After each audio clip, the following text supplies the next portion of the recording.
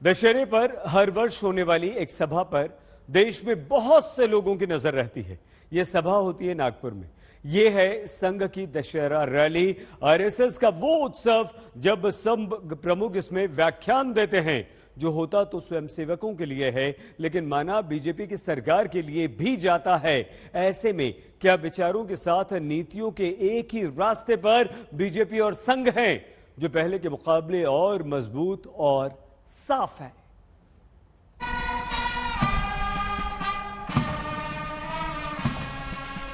जनसंख्या नीति तो होनी चाहिए। ध्वज प्रणाम। 1 2 3।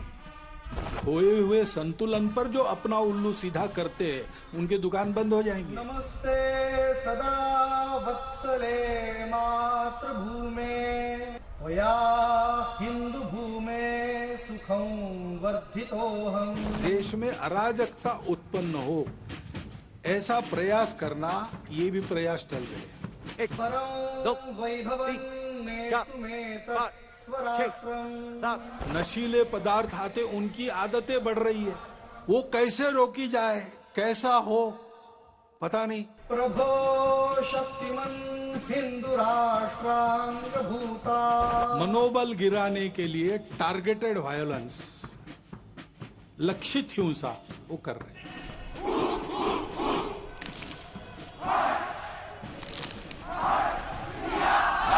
अपने राजनीतिक उल्लुओं को सीधा करने के लिए ऐसे छल कपट चलते हैं।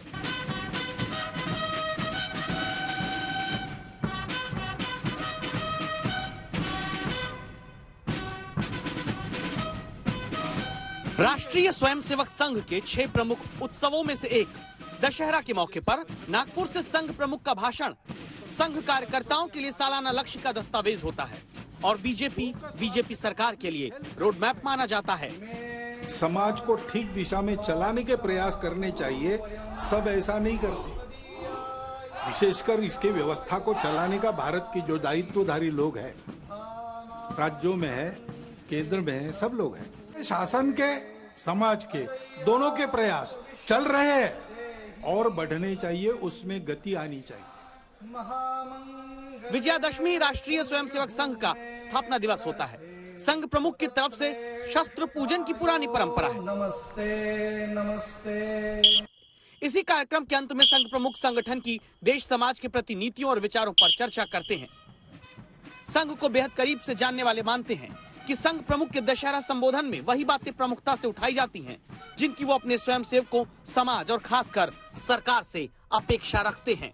कहा जाता है कि संकेतों में एक रास्ता संघ दिखाता है, जिस पर सरकार के आगे बढ़ने की उम्मीद की जाती है। हमेशा विपक्षी ये कहते आए कि बीजेपी सरकार का कंट्रोल नागपुर यानी संघ मुख्यालय से होता रहा। संघ इन दावों को खारिज करके खुद के सांस्कृतिक संगठन होने की बात कहता आया। ये भी पहले देखने की कोशिश बहुत करीब से की गई कि बीजेपी सरकारों और उस दौरान संघ से रिश्तों में तालमेल कैसा रहा। आज के वक्त में देखें तो एक तरफ केंद्र में संघ से ही आगे बढ़कर बीजेपी संगठन और संगठन से सत्ता के उच्च केंद्र तक पहुंचे नरेंद्र मोदी हैं। दूसरी तरफ संघ प्रमुख मोहन भागवत, और दोनों के विचार एक दिशा में आगे बढ़ते दिखते हैं। एक उदाहरण देखिए। भारत एक विकास के राह पर, बड़ा बनने की राह पर चल पड़ा है। ये हो ना पाए, हिंदू समाज अपने स्व को समझ ना पाए और वैसे ही कटा बटा रहे, इसलिए बहुत प्रयास चल रहे हैं। जो भारत का है उसकी निंदा करना, जो भारतीय है उसकी निंदा करना, भारत के जीवन की, भारत के धर्म की, भारत की परंपरा की, इतिहास की, वर्तमान की, व्यवस्थाओं की, सबकी निंदा करना, भारतीयों के हृदय में स्वयं के बारे में ही अश्रद्धा उत्पन्न करना। मानव अधिकार का बहुत ज्यादा हनन तब होता है जब उसे राजनीतिक रंग से देखा जाता है। हम देखते हैं कि ऐसे ही सिलेक्टिव व्यवहार करते हुए कुछ लोग मानव अधिकारों के हनन के नाम पर देश की छवि को भी नुकसान पहुंचाने का प्रयास करते हैं। ऐसे लोगों से भी देश को सतर्क रहना है। कहा जाता है कि संघ के सांस्कृतिक मकसदों को पूरा करने का जिम्मा सरकार उठाती है और बीजेपी के लिए जमीन पर संगठन बनकर मदद संघ करता है। 1925 में बना राष्ट्रीय स्वयंसेवक संघ और जनसंघ से आगे बढ़कर 1980 में बनी बीजेपी दोनों अभी सबसे मजबूत स्थिति में है। क्या इसका कारण विरोधियों के प्रति संघ और सरकार दोनों का एक मत होकर एक साथ आगे बढ़ना है? एक भारत का ही राज्य है, दूसरा भी भारत का ही राज्य है, उसकी पुलिस आपस में युद्ध करती है, गोलियों से लोग मारे जाते हैं। हम एक देश के वासी हैं कि क्या है? अपनी राजनीतिक स्पर्धा के चलते और सरकारों का विरोध खड़ा होता है, पार्टियों का है, चलता है। व्यवस्थाएं हमने फेडरल बनाई है, लोग फेडरल नहीं है। अपने राजनीतिक उल्लुओं को सीधा करने के लिए ऐसे छल कपट चलते हैं, उसमें समाज के मन का क्या होता है, समाज में जो भेद है उनको मिटाया जाता है कि उनको और चौड़ा किया जाता है। आज देशवासियों को भारत के राष्ट्रवाद पर चौतरफा हो रहे हमले से आगाह करना जरूरी है। भारत का राष्ट्रवाद ना तो संकीर्ण है, न स्वार्थी है और ना ही आक्रामक है। ये सत्यम शिवम सुंदरम के मूल्यों से प्रेरित है। 2009 से मोहन भागवत संघ प्रमुख का दायित्व निभा रहे हैं। नरेंद्र मोदी 2014 से प्रधानमंत्री पद की कुर्सी पर हैं। 2014 से ही दावा है कि जो मुद्दे संघ की तरफ से उठाए जाते हैं, आगे सरकार उन मसलों पर दृढ़ता से बढ़ती है या चर्चा करती है। एक और उदाहरण से इस बात को समझते हैं। जिस शत्रुता और अलगाव के कारण विभाजन हुआ, उसकी पुनरावृत्ति नहीं करनी है। उसकी पुनरावृत्ति टालने के लिए और खोई हुई हमारी अखंडता और एकात्मता को वापस लाने के लिए उस इतिहास को सबने जानना चाहिए, विशेषकर नई पीढ़ी ने जानना चाहिए, क्योंकि अब जो पीढ़ी है वो उसके बाद उसने जन्म लिया है, उसको जानना चाहिए ताकि उसकी पुनरावृत्ति न हो। बंटवारे का दर्द आज भी हिंदुस्तान के सीने को छल नहीं करता है। ये पिछली शताब्दी की सबसे बड़ी त्रासदी में से एक थी। आजादी के बाद इन लोगों को बहुत ही जल्द भुला दिया गया। देश में 14 अगस्त को अब विभाजन विभीषिका स्मृति दिवस के तौर पर मनाया जाना शुरू हो चुका है। अब दशहरा रैली पर 3 ऐसे बिंदु संघ प्रमुख ने नागपुर से उठाए, जिनमें से कुछ पर सरकार आगे बढ़ चुकी है, कुछ पर आगे बढ़े ऐसा संघ चाहता है। देश में अराजकता उत्पन्न हो ऐसा प्रयास करना, ये भी प्रयास चल रहे हैं। OTT प्लेटफॉर्म्स है, उस पर कैसे कैसे चित्र आते हैं, क्या क्या आता है। अभी तो कोरोना में बालकों के हाथ में भी मोबाइल आ गया और ऑनलाइन तो देख ही रहे, और क्या देखते क्या नहीं इसका कोई नियंत्रण नहीं। और OTT प्लेटफॉर्म पर क्या दिखाना, इसका भी कोई नियंत्रण नहीं। नशीले पदार्थ आते, उनकी आदतें बढ़ रही है, वो कैसे रोकी जाए, कैसा हो पता नहीं। उच्च वर्ग से लेकर तो बिल्कुल आखिरी आदमी तक समाज के जितने भी स्तर है, सब में भयंकर व्यसन। बिटकॉइन जैसी करेंसी है, किस राष्ट्र का, किस नियम का उस पर नियंत्रण है मुझे नहीं पता। एक स्पर्धा खड़ी हो रही है। इन सब बातों को नियंत्रित करना, समाज के हित में चलाना, ड्रग्स जैसे व्यसनों का पूर्ण निराश हो इसका प्रयास करना, ये शासन को करना चाहिए, करना पड़ेगा। कहते हैं जब प्रधानमंत्री अटल बिहारी वाजपेयी थे और संघ प्रमुख के सुदर्शन, तब सरकार और संघ के बीच उतना गहरा सामंजस्य नहीं दिखता था जितना अब प्रधानमंत्री मोदी के बनने के बाद और भागवत के संघ प्रमुख रहने पर आता है। इसीलिए संभव है कि जो विषय इस दशहरा पर नागपुर से उठाए गए, आगे सरकार उसी दिशा में कदम उठाती नजर आए। आज तक ब्यूरो। 2019 में प्रधानमंत्री नरेंद्र मोदी ने देश में जनसंख्या नियंत्रण की जागरूकता को लाने का उल्लेख किया था।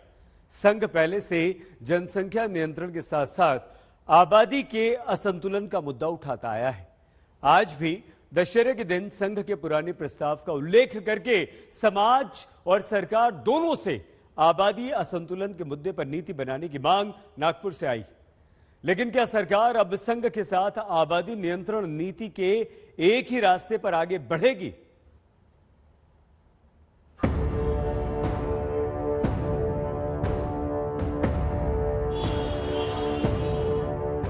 विकासशील देश में कहीं भी जनसंख्या की अधिकता संसाधनों पर हर नागरिक को उसका समान अधिकार देने में बाधा बनती है। इस बात से कोई इनकार नहीं करता। संघ बढ़ी जनसंख्या से ज्यादा कुछ खास इलाके में आबादी के असंतुलन के कारण जनसंख्या नीति की मांग करता है। जनसंख्या नीति तो होनी चाहिए। अपने यहां विचार हुआ है, एक परिवार में 2.1 ऐसा कहा है ना, 2 बालक रहे, ऐसा विद्वानों ने मिलकर निश्चित किया, सरकार ने उसको स्वीकार किया, ये सब हुआ है। लेकिन हमको लगता है कि एक बार फिर विचार कर लेना चाहिए। एक 50 साल आगे तक का विचार करके एक नीति बनानी चाहिए और उस नीति को सब पर समान रूप से लागू करना चाहिए। क्योंकि जैसे जनसंख्या एक समस्या बन सकती है, वैसे जनसंख्या का असंतुलन भी समस्या बनती है। आरएसएस की दलील है कि असमान प्रजनन दर के कारण सीमा से सटे इलाकों में आबादी का संतुलन बढ़ता है। 1951 से 2011 के बीच मुस्लिम जनसंख्या का अनुपात 9.8% से बढ़कर 14.23% होने की बात संघ कहता है। संघ का कहना है कि पूर्वोत्तर के कई राज्यों में धर्म के आधार पर जनसंख्या का असंतुलन गंभीर हुआ है। इसीलिए एक जनसंख्या नीति जरूरी है जो सभी धर्म के लोगों पर समान रूप से लागू हो। देश में उपलब्ध संसाधनों, भविष्य की आवश्यकताओं एवं जनसांख्यिकीय असंतुलन की समस्या को ध्यान में रखते हुए देश की जनसंख्या नीति का पुनर्निर्धारण कर उसे सब पर समान रूप से लागू किया जाए। सवाल उठता है कि क्या सरकार फिलहाल ऐसे किसी भी रास्ते पर बढ़ने की तैयारी में है? तो जवाब आता है नहीं, क्योंकि संसद के हाल में हुए मानसून सत्र में लोकसभा के भीतर होशंगाबाद से बीजेपी सांसद उदय प्रताप सिंह ने ही जब स्वास्थ्य मंत्रालय से पूछा कि क्या सरकार जनसंख्या नियंत्रण के लिए देश में सभी धर्मों पर समान रूप से लागू होने वाली कोई नीति लाने का विचार कर रही है, क्या 2 बच्चों की नीति लाने का कोई प्रस्ताव है या नहीं, जवाब में स्वास्थ्य राज्य मंत्री डॉक्टर भारती पवार ने कहा कि सरकार का ऐसा कोई विचार नहीं। इतिहास है कभी तो क्या अब आरएसएस की तरफ से फिर अपनी पुरानी मांग को पूरा करने की आवाज उठाई जाती है तो सरकार कोई कदम उठा सकती है?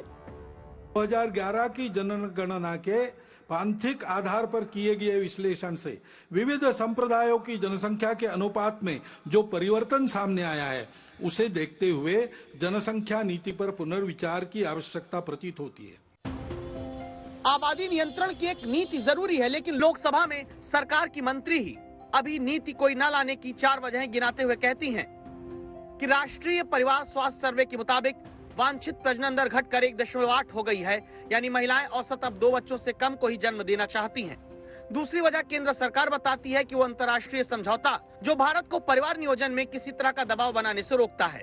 तीसरी वजह के तौर पर सरकार दुनिया भर के अनुभवों के आधार पर कहती है कि अगर जबरदस्ती आबादी कंट्रोल कराने की कोशिश की जाती है तो लिंग के आधार पर गर्भपात, लड़कियों का त्याग, भ्रूण हत्या जैसी बेहद शर्मनाक चीजें समाज में बढ़ने लगती हैं। चौथी वजह में सरकार केंद्र की संसद ने खुद कहती है कि केरल, तमिलनाडु, पश्चिम बंगाल, आंध्र प्रदेश जैसे राज्यों ने बिना किसी सख्त कानून प्रावधान प्रजनन दर कम की है। कौन है मोहन भागवत? एक गैर पंजीकृत सांस्कृतिक संगठन के स्वयंभू अध्यक्ष। उनको हम क्यों सुने? कोई भी क्यों सुने? अगर इनको किसी भी विषय में चिंता है, जाकर प्रधानमंत्री से अकेले में बात करें। ये राष्ट्र को संबोधित करने वाले कौन आ गए? भागवत जी देश के सामने सच्चाई क्यों नहीं रखते हैं? ये आरएसएस का जो मंत्र है ना कि सच्चाई को छिपाकर आप अपनी ही थ्योरी को लागू करना चाहते हैं, ये टारगेट करना चाहते हैं, ये जबरदस्ती करना चाहते हैं और ये हिंदुस्तान को बांटना चाहते हर मुद्दे पर। तो आगे क्या होगा? संघ की तरफ से 2015 में ही अखिल भारतीय कार्यकारी मंडल में आबादी पर समान नीति लागू करने वाला प्रस्ताव पारित हुआ था। सवाल है कि अब सरकार संघ की दिखाई दिशा पर चलते हुए नीति बनाएगी या फिर जागरूकता से ही आबादी के असंतुलन को संतुलित करना चाहेगी, जैसा दूसरे कई राज्य कर भी रहे हैं। आज तक ब्यूरो। संघ प्रमुख मोहन भागवत ने आतंकवाद का खात्मा करने की भी बात कही और उनकी इस सलाह के पीछे अफगानिस्तान में बदलती हुई परिस्थितियां हैं, जिसके कारण से पाकिस्तानी आतंकवादियों के हौसले बुलंद हो गए हैं और बर्फबारी से पहले भारत की सीमा में उस एक रास्ते से घुसना ये आतंकवादी चाहते हैं जिसका इस्तेमाल वो पहले किया करते थे। इन्हीं आतंकवादियों के विरुद्ध मेंढर में ऑपरेशन चल रहा है, जिसमें हमारे 2 जवान शहीद हो गए हैं।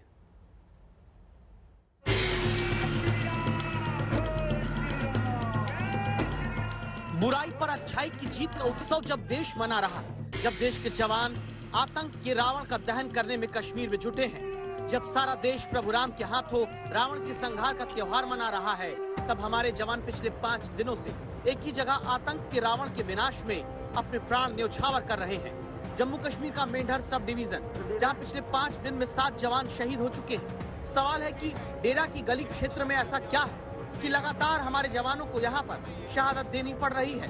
इस सवाल का जवाब जानने के लिए सबसे पहले ये पहाड़ देखिए। इन्हीं पहाड़ों के आसपास के जंगल में आतंकवादियों ने अपना नया ठिकाना बनाया है, जहाँ छिपकर वो लगातार सुरक्षा बलों को निशाना बनाते हैं। गुरुवार को आतंकियों और सुरक्षा बलों के बीच मुठभेड़ में एक जूनियर कमीशन ऑफिसर और एक जवान शहीद हुए।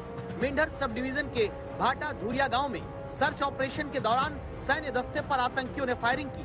पिछले 5 दिन में 7 जवान देश के लिए प्राण गंवा चुके हैं। इस मुठभेड़ में जो 5 दिन से ऑपरेशन चल रहा है, 7 जवान मारे गए हैं और अभी भी उन घुसपैठियों का सुराग सुरक्षा बलों और सेना को नहीं मिल पा रहा है, जो इस इलाके में घने जंगलों के बीच छुपे हुए हैं। दरअसल मेंढर का इलाका पुंछ और राजौरी के बीच पड़ता है। एलओसी का इलाका यहाँ से बेहद करीब है, इसीलिए आतंकवादी यहाँ घुसपैठ करने के इरादे से जंगलों में छिपे हैं। उनका मंसूबा श्रीनगर जाने का है, लेकिन सुरक्षा बलों ने उन्हें घेर लिया।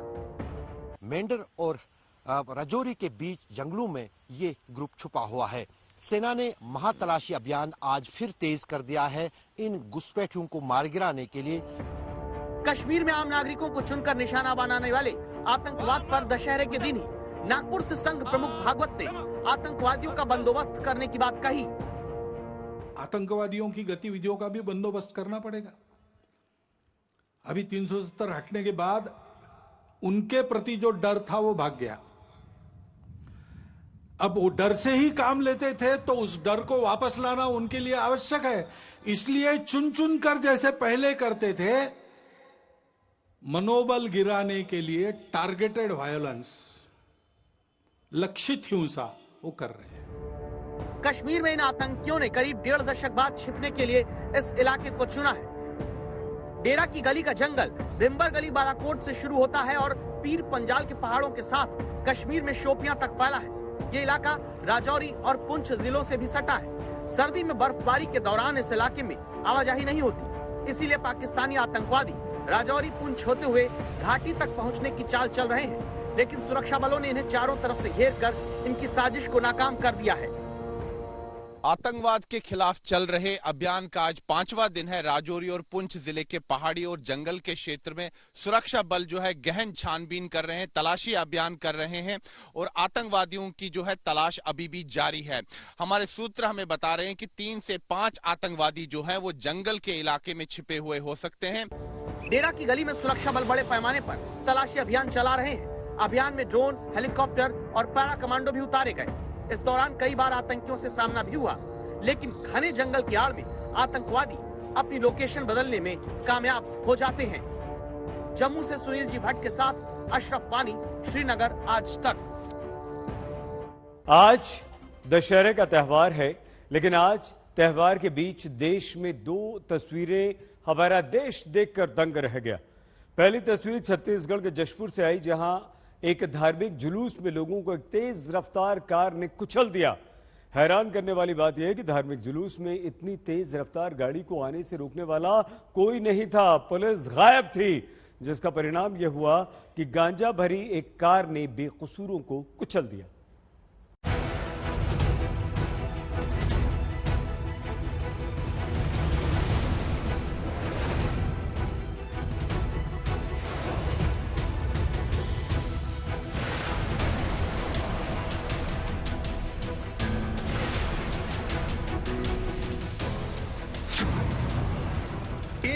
खौफनाक वीडियो जो आपके रोंगटे खड़े कर देगा।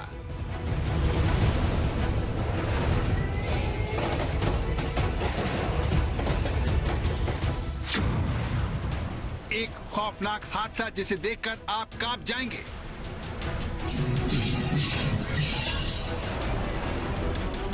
सारा देश जब दशहरे के पर्व का आनंद ले रहा था, जब रावण दहन की तैयारियां आखिरी दौर में थी, तभी छत्तीसगढ़ में ये खौफनाक हादसा देखकर देश दंग रह गया। भारत में सबसे ज्यादा लोग सड़क हादसों में मारे जाते हैं। ये वीडियो आज आपको एक बार फिर याद दिलाएगा कि देश में आतंकवाद से ज्यादा तेज रफ्तार गाड़ियां हमारे लोगों को मारती है। ये खौफनाक हादसा छत्तीसगढ़ के जशपुर का है, जहां पर एक धार्मिक जुलूस में हादसा हुआ। पहला वीडियो 25 सेकंड का है। जशपुर के पत्थर गांव में सैकड़ों लोग दुर्गा विसर्जन के लिए जा रहे थे, तभी जुलूस में शामिल लोगों को कुचलते हुए एक तेज रफ्तार गाड़ी आई और सबको रौंदते हुए चली गई। इस वीडियो में आप गाड़ी को शुरुआत में ही देख सकते हैं, जिससे लोगों को फुटबॉल की तरह उछालने में महज 5 सेकंड लगे। बताया जाता है कि गाड़ी ने 16 लोगों को कुचला, जिसमें कई लोग तो अचानक गाड़ी से रौंदे जाने के बाद उठ भी नहीं पाए। ये देखिए। इस दर्दनाक हादसे का अब एक और वीडियो देखिए, जो सिर्फ 15 सेकंड का है, लेकिन इसमें हादसा काफी साफ साफ दिखाई देता है। वीडियो की शुरुआत में इस धार्मिक जुलूस में लोग शांति से जा रहे हैं। कई लोग अपने बच्चों को भी साथ ले जाते हुए देखे जा सकते हैं। तभी अचानक ये तेज रफ्तार गाड़ी आती दिखती है और लोगों को कुचलते हुए किसी रॉकेट की तरह निकल जाती है। आगे के वीडियो में सड़क पर लाशें बिछ जाती हैं। लोग ड्राइवर को पकड़ने के लिए उसके पीछे भागते हैं, लेकिन गाड़ी का ड्राइवर गाड़ी को फुल स्पीड में भगाता हुआ आगे चला जाता है। बताया जाता है कि दुर्गा विसर्जन के जुलूस में इस तेज रफ्तार गाड़ी ने 16 लोगों को कुचला, जिसमें गौरव अग्रवाल नाम के युवक की मौके पर ही मौत हो गई। बाद में गांव वालों की मदद से गाड़ी के ड्राइवर को पकड़ लिया गया। नाराज लोगों ने इस स्कॉर्पियो गाड़ी को आग के हवाले कर दिया। इस हादसे के बाद पूरे इलाके में तनाव फैल गया। गुस्साए लोगों ने थाने के बाहर प्रदर्शन किया और नारेबाजी की। जाइलो कार से घटना हुई है, वो गांजा की तस्करी कर रहे थे, ऐसा जानकारी में आया, और वो गांजा लेकर के जा रहे थे। और यहाँ पर जो पुलिस बल लगा था पीछे, किसी ने हाथ दिया है, उसके बाद वो गाड़ी रुकी है और गाड़ी तेजी से भगा करके वो बहुत ही अमानवीय तरीके से ले जा करके उसने घटना को अंजाम दिया है। दोनों ही गांजा तस्करों को पकड़ा गया है। अभी पुलिस अभिरक्षा में है। यद्यपि उग्र भीड़ होने के कारण जो जाइलो गाड़ी है उसको भी भीड़ ने आग लगा दी थी। जिस तेज रफ्तार जाइलो ने भीड़ को कुचला है, उसके भीतर गांजा भरा हुआ था। छत्तीसगढ़ का जशपुर वो इलाका है जो कि उड़ीसा और झारखंड के बॉर्डर से बेहद नजदीक है, और इसीलिए यहाँ पर बड़े पैमाने पर गांजे की तस्करी होती है।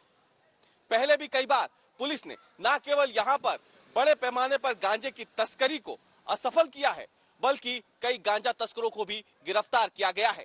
लेकिन इसके बावजूद दशहरे पर एक बड़ा हादसा देखने को मिला, जिसमें एक बार फिर से गांजा तस्करों पर ही आरोप लगा है।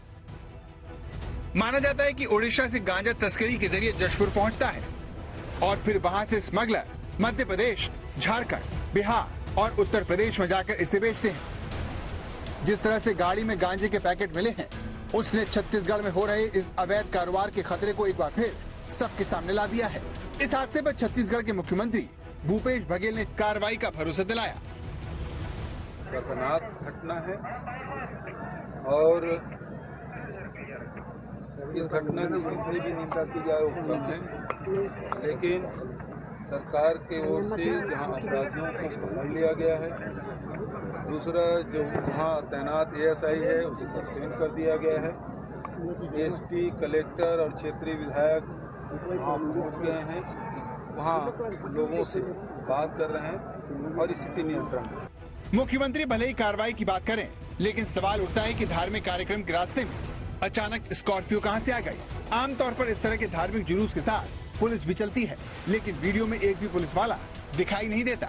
बीजेपी इस हादसे को राज्य में बढ़ती अराजकता बताती है।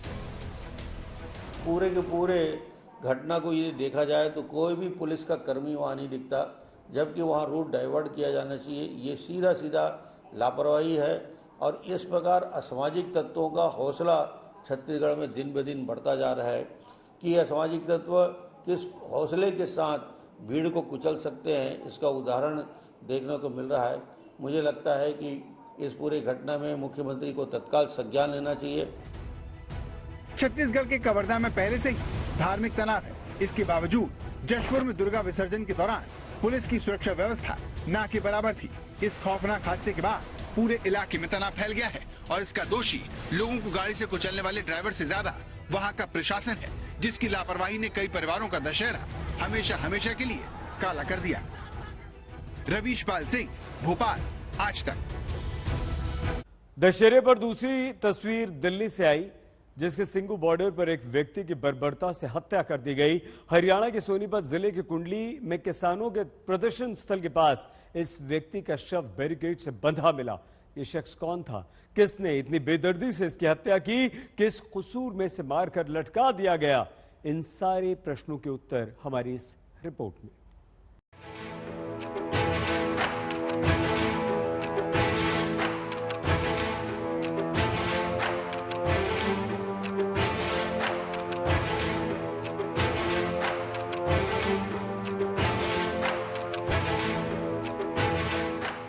बेरहमी से पीटा, फिर हाथ काटा, आखिर में उसकी जान लेने के बाद लाश को बैरिकेड से लटका दिया।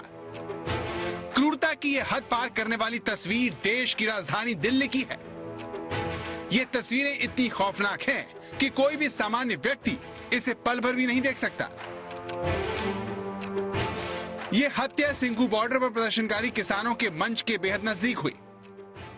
आज सुबह करीब 5 बजे लोकल पुलिस के पास सूचना प्राप्त हुई थी कि एक किसी व्यक्ति को वहां पे बंधक बनाया गया है और उसका हाथ काट रखा है और उसको बैरिकेड के साथ बांध रखा है, जिसके ऊपर हमारा लोकल ड्यूटी ऑफिसर और हमारी लोकल पुलिस मौके के ऊपर पहुंची। उन्होंने देखा कि बंधक जो था वो मृतक हालत में था। सुबह 5 बजे घटना की जानकारी मिलने पर पुलिस जब मौके पर पहुंची तो वहां जिस तरह से उस शख्स को मारकर बैरिकेड पर लटकाया गया था, उसे देखकर पुलिस भी सख्ती में आ गई। जिस तरह के वीडियो वायरल हो रहे हैं वो सारी कहानी अपने आप कह रहे हैं। जो स्टेज है, स्टेज से कुछ दूरी पर जो किसान प्रोटेस्ट का स्टेज है, वहां से कुछ ही दूरी पर ये लिंचिंग हुई है, जिसमें उस शख्स को बहुत ही बेरहमी से मारा गया है। उसके हाथ काट दिए गए हैं, बॉडी में जगह जगह इंजरी मार्क के निशान आप साफ देख पा रहे हैं और बाकायदा जो लोग हैं उसका वीडियो भी बना रहे हैं। एक तस्वीर इंडिया टुडे के पास है जिसमें वो शख्स जिंदा था, तड़प रहा है, लेकिन बावजूद उसके लोग उसका वीडियो बना रहे हैं। पुलिस अभी इस मामले की जांच ही कर रही थी कि सोशल मीडिया पर एक वीडियो वायरल हुआ। इस वीडियो में निहंगों की भीड़ जख्मी शख्स को घेर कर खड़ी है और कुछ लोग जख्मी शख्स से पूछताछ कर रहे हैं।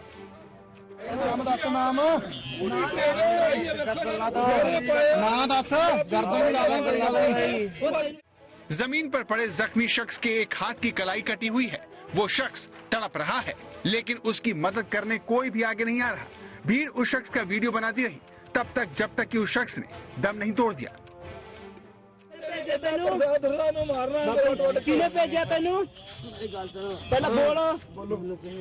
वीडियो में दिखता है कि हत्या से पहले उसके साथ मारपीट की गई और उसे घसीटा गया। वीडियो में निहंगों की भीड़ सरब लोक ग्रंथ की बेअदबी का आरोप लगा रही है।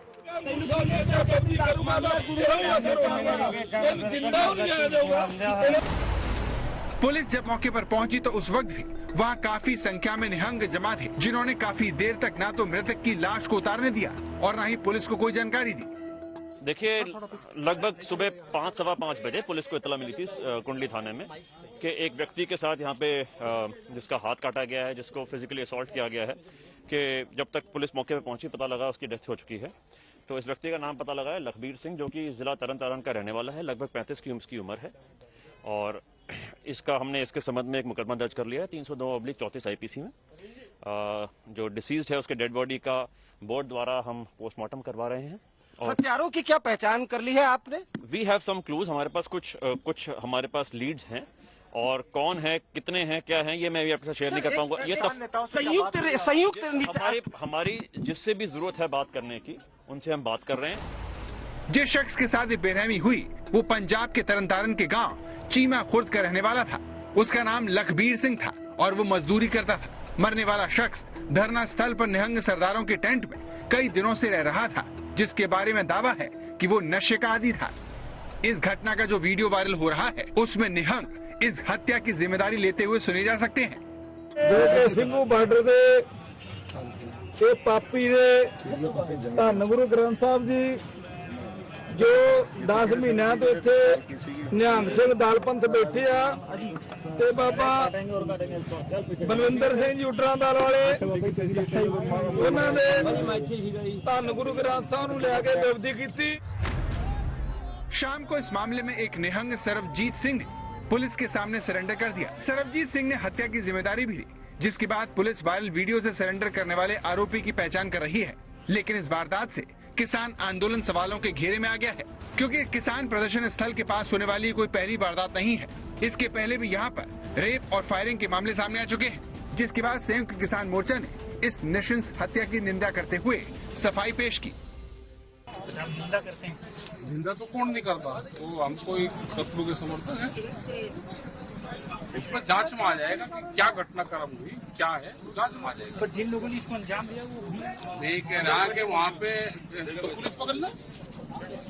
आपको पता किसने करा, आपको पता है क्या? इस वारदात के बाद किसान मोर्चा निहंग समूह से पल्ला झाड़ रहा है, लेकिन सवाल ये है कि अगर ये समूह उनके साथ नहीं है तो उन्हें धरना स्थल पर रुकने की इजाजत किसने दी। सिंघू बॉर्डर से अरविंद ओझा और चंडीगढ़ से सत्येंद्र चौहान के साथ आज तक ब्यूरो। आज तक HD, सबसे तेज, सबसे ज्यादा।